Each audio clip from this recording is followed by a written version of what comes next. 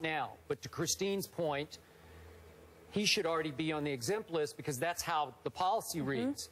And there is plenty enough just on the dash cam from his girlfriend that raises enough suspicion, at least to me, that it's for sure that he should be on the exempt list. And it sounded like some form of domestic violence did take place.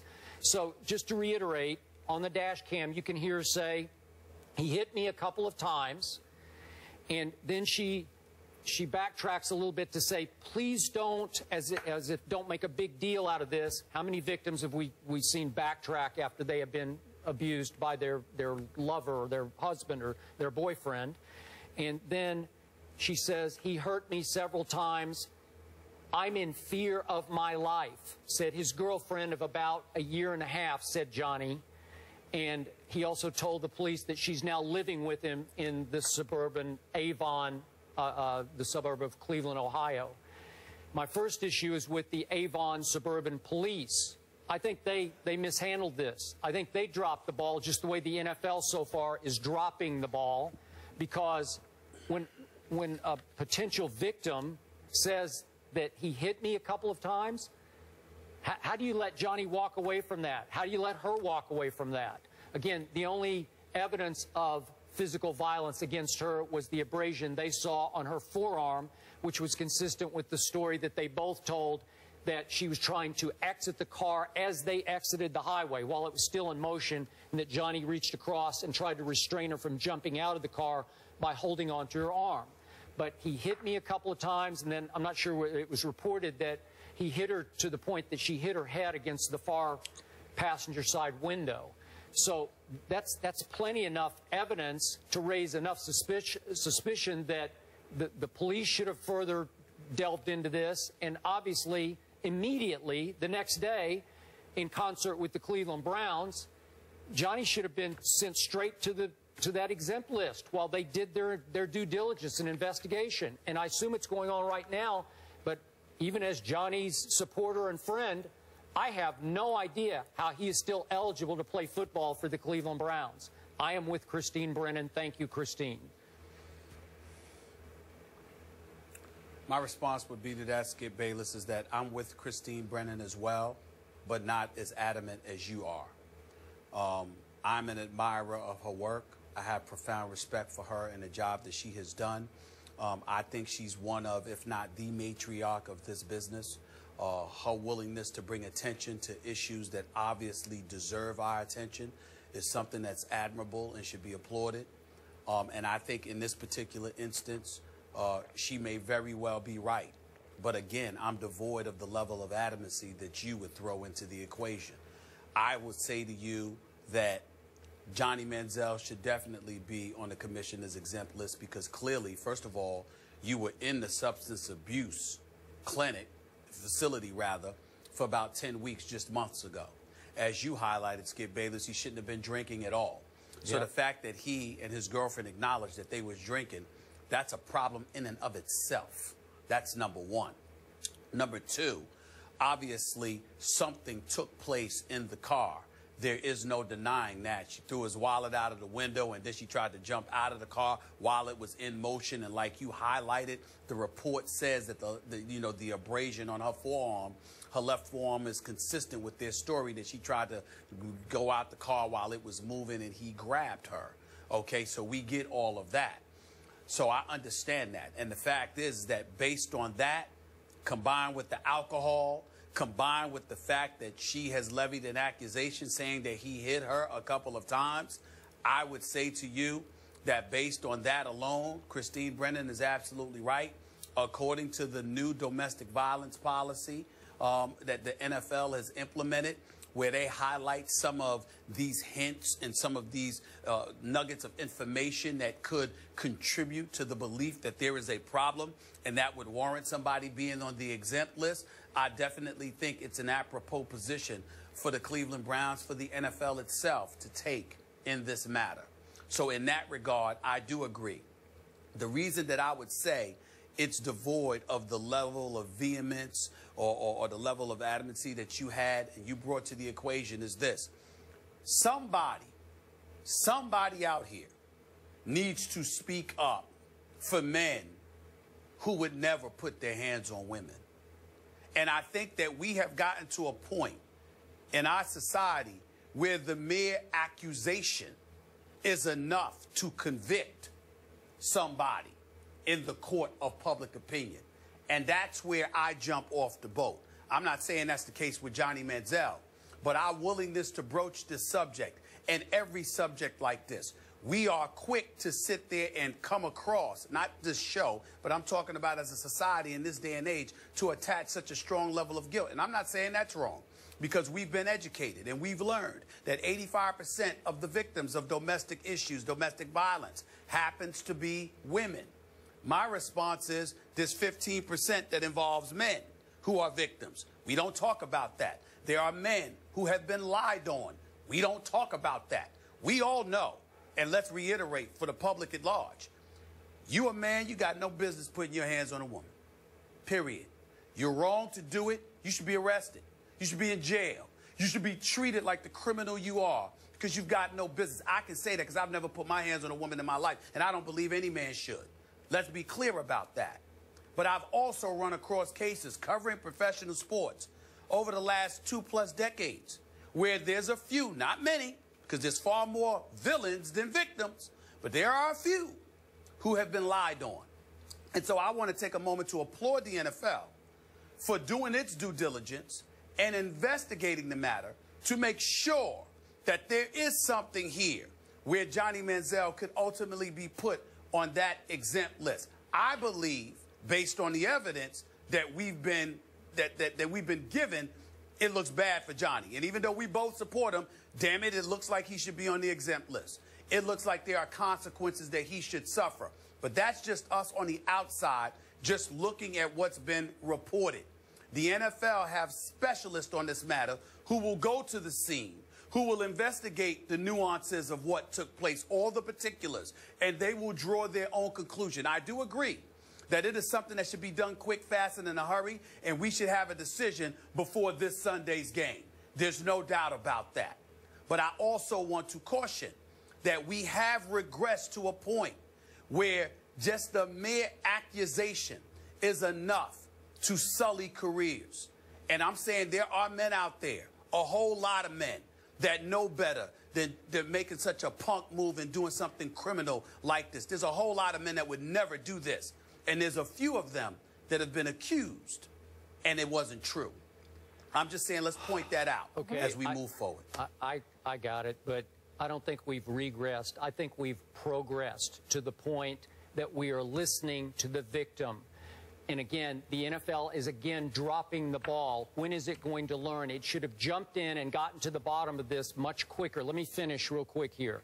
And I feel a little guilty about what we talked about on Monday because I touched on the domestic violence issue possibility here. But remember, because Johnny's alcohol had been such an ongoing subject of contention on this show, we fixated on that on Monday. Are you with me on that?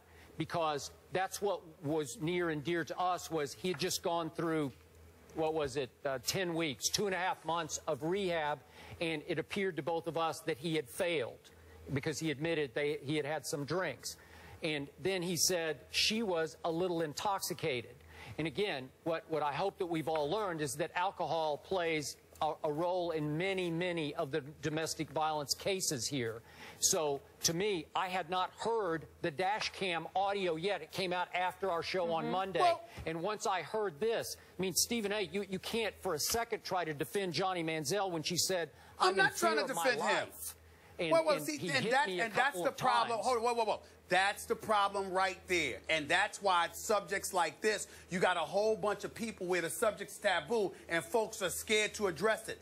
I am not. I didn't hear the dash cam. Had we heard the dash cam before Monday's show, we would have addressed it. That's point number one. Point number two, I didn't sit here and try to defend Johnny Manziel. You didn't hear me say that he doesn't belong on the commissioner's exempt list. Did you not hear me say that if he is found to be guilty of such a matter, if we find evidence and it's corroborated what has been said, his behind needs to be on the exempt list. He needs to be out of the NFL. He needs to be dealt with because you don't have any business putting your hands on a woman. I recall saying all of that. But we live in this world where one sentence can get a headline and all of a sudden everybody can dilute the message. I'm not going for that. What I am saying is very clear. And by the way, don't lump me in. Don't lump yourself in. Don't lump this show in with when I use the word regress. What I'm talking about is this.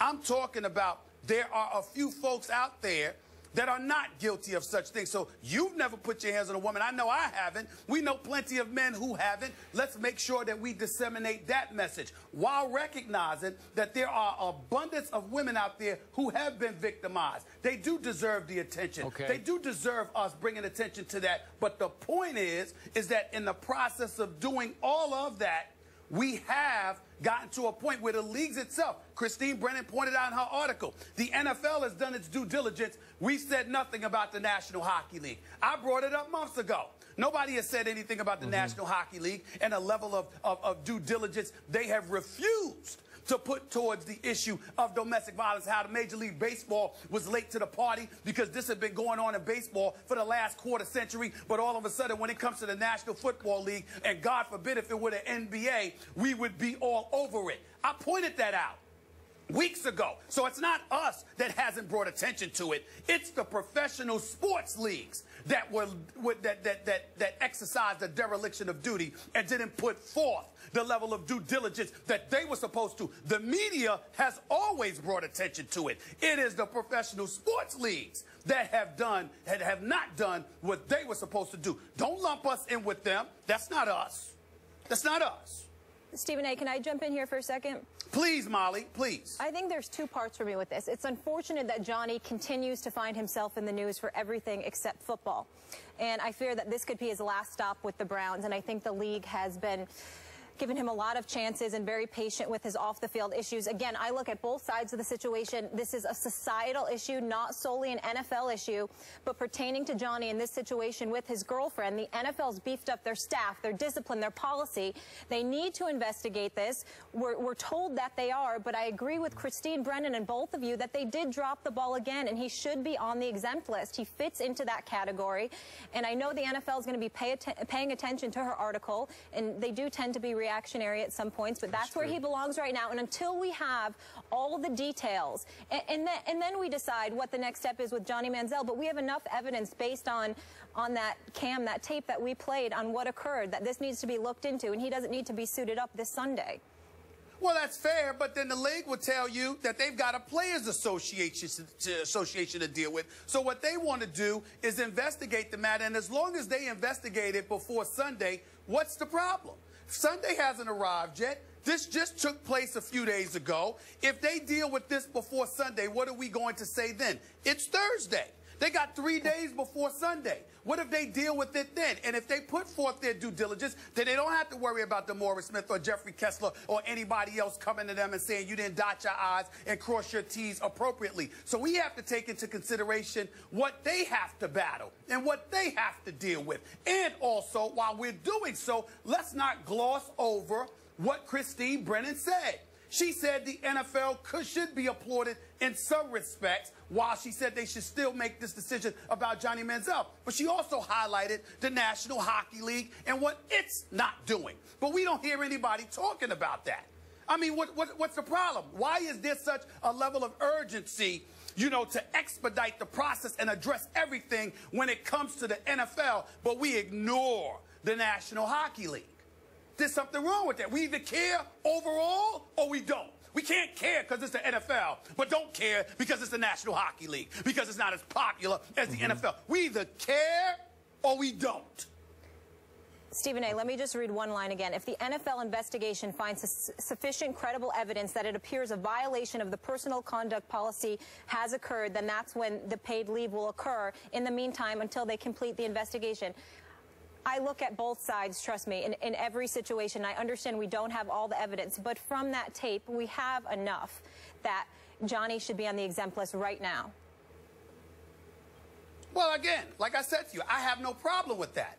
I'm just saying that I appreciate the NFL saying we're sending somebody out there ourselves and this matter will be handled. Now, if Sunday comes and Johnny Manziel is playing, he's suited up, we got a problem. Molly's position is absolutely on the money. So is Christine Brennan's. But what's the matter with the NFL saying it's Thursday? We're sending somebody out there. We've already sent somebody out there. We're investigating the matter. What if the NFL comes down with the position tomorrow to put Johnny Manziel on the exempt list? We going to get on them because they didn't do it Thursday morning? Although this actually happened early last week, and then it didn't break until, I think, last Friday, late afternoon after our Friday show. And the dash cam, to your point, fair on your side, that the dash cam it wasn't made public by the Suburban Police Department until Tuesday, I think, maybe late Monday afternoon. So, okay, something needs to be dealt with now. See, it needs to be done before Sunday. Yeah. It needs to be done before Sunday. That's all I'm saying. It needs to be done before Sunday. Okay. But it's not like the NFL should be insulted or criticized because they're dotting their I's and crossing their T's. Remember, Greg Hardy's suspension got reduced from 10 games to 4 games. Ray Rice won his appeal. So regardless of what position the NFL takes, the Players Association steps in defending their players, and the NFL wants to make sure they get it right so they don't have to worry about revisiting the matter. I don't see a problem with that as long as it's dealt with before Sunday. Got it. The policy is now in place, and they have the opportunity to get it right here with this one. And again, an unfortunate situation that Johnny's in the news for issues like this. Moving on, another decade of dominance. A 38-year-old Tom Terrific says he could see himself playing for a long time. Just how long? We'll tell you after the break. Skip, you're going to love this. Oh, I hope so.